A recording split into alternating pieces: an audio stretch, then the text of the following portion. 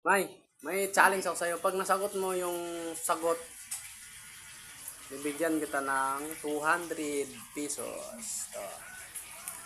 Dapat masagot mo. Pero pag hindi mo masagot,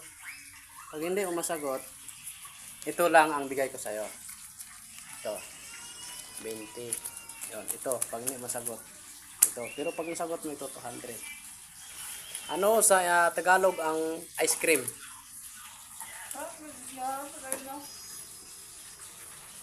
Ha? Ano sa Tagalog ang ice cream? 200. Ayan, 200 pesos.